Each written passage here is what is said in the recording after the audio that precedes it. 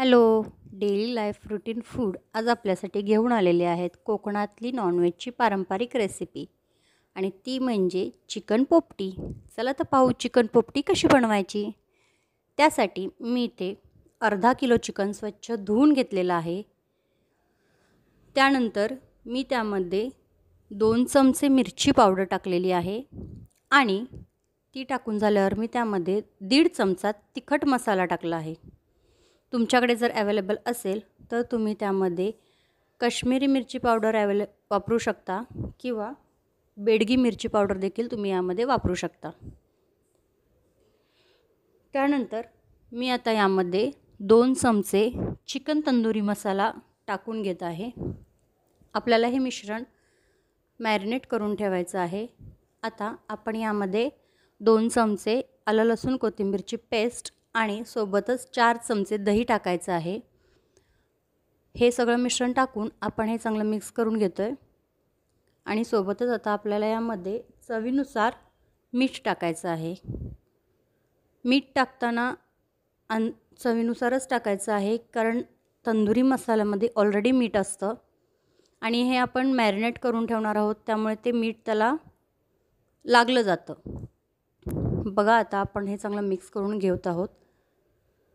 याच्यामध्ये काश्मीरी मिरची पावडर किंवा बेडगी मिरची पावडर टाकली तर छान कलर येतो आणि जर तुमच्याकडे ते दोन्ही गोष्टी अवेलेबल नसतील तर तुम्ही यामध्ये फूड कलर वापरू शकता. पहा आता आपण हे मिक्स करून घेतलेलं आहे चांगलं आणि आता मी याला एक नारळाची करवंटी घेऊन ती पेटवणार आहे आणि त्याचा मी याला स्मोक देणार आहे. स्मोक नाही दिला तरी चालतो, पण मी याला स्मोक देते आणि आता हे मिश्रण मी फ्रीजमध्ये ठेवून देणार आहे. आता यासाठी लागणारं पुढचं साहित्य पहा. भांबुर्डीचा पाला, माठ, वालाच्या शेंगा, मटारच्या शेंगा, अंडी, ओवा, चिकन आणि मीठ.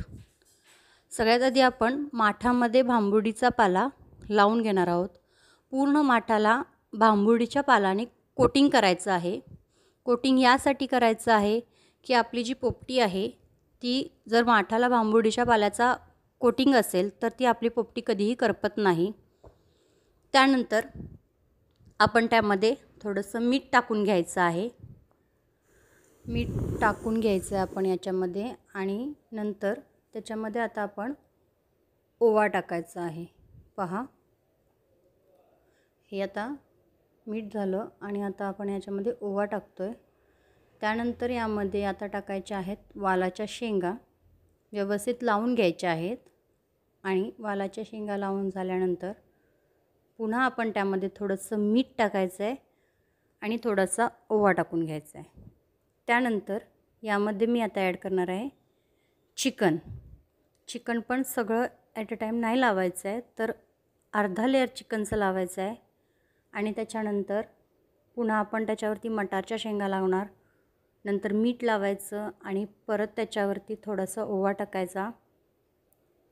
हे झाल्यावरती परत त्याच्यावरती चिकनचा बॅटर लावायचं आणि त्यानंतर त्याच्यावरती आपण अंडी ठेवणार आहोत. पहा आता अंडी ठेवायची आहेत. अंडी ठेवून झाल्यानंतर पुन्हा थोडंसं मीठ आणि ओवा पसरवून घ्यायचा आणि त्यानंतर त्याच्यावरती आपण भांबुर्डीचा पाला तो थोडासा लावायचा. चिकनचा जो मसाला आपण ज्याच्यामध्ये ते बॅटर मॅरिनेट करून ठेवलेलं असतं त्यामध्ये जो मसाला राहतो त्या मसाल्यामध्ये मी या शेंगा अशा मिक्स करून घेते, जेणेकरून त्या मटारच्या शेंगांना देखील हा मसाला लागेल यासाठी. आणि आता आपण पाहतो याच्यावरती आपलं सगळं लावून झालेलं आहे मिश्रण. आता थोडासा भांबुर्डीचा पाला लावायचा आणि तो भांबुर्डीचा पाला लावला की आपण त्यामध्ये या मटारच्या शेंगावरून लावायच्या आहेत. पहा आता हा भांबुर्डीचा पाला थोडासा लावायचा आहे, जास्त नाही लावायचा आहे, कारण आपल्याला त्याच्यावरती परत शेंगा लावायच्या आहेत. आता याच्यावरती शेंगा लावायच्या आणि थोडासा ओवा पसरवायचा. पहा आणि मग नंतर पुन्हा एकदा जो भांबुर्डीचा पाला आहे तो वरून लावायचा आहे आणि तो माठ पूर्णपणे पॅक करून ठेवायचा आहे. भांबुर्डीचा पाला गच्च भरून लावायचा आहे, जेणेकरून आपलं जे माठामध्ये आपण जे चिकन वगैरे जे भरलेलं बॅटर आहे मिश्रण ते सगळं बाहेर नाही यायला पाहिजे, यासाठी आपण तो लावायचा आहे. आणि आता आपण ही पोपटी खड्डा काढून त्याच्यामध्ये उलटा माठ ठेवायचा आहे आणि त्याच्यावरती पेंढा टाकून तो पेटवायचा आहे. पेटवलेला पोपटी आता तुम्ही पाहताय पेटवली आणि नंतर ही अशी निखाऱ्यांचा जसा धग लागतो तशा याच्यावरतीच शेकवायची आहे. पुन्हा 15 मिनिटांनी ती पुन्हा पेटवायची आहे आणि पुन्हा 15 मिनिटांनी ती धग लागते त्याच्यावरती शेकवायची आहे.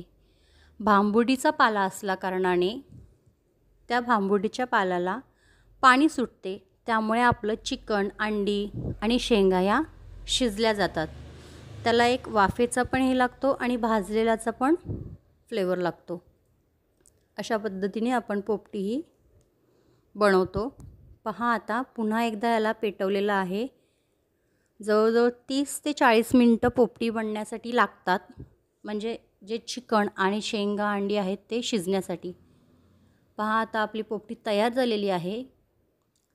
सगळा पाला काढून पोपटी आपण माठ बाजूला काढून वरचा भांबुर्डीचा पाला काढून टाकायचा आणि मग पोपटी परातीमध्ये किंवा केळीच्या पानामध्ये किंवा तुम्ही पेपरवरती देखील ओतू शकता.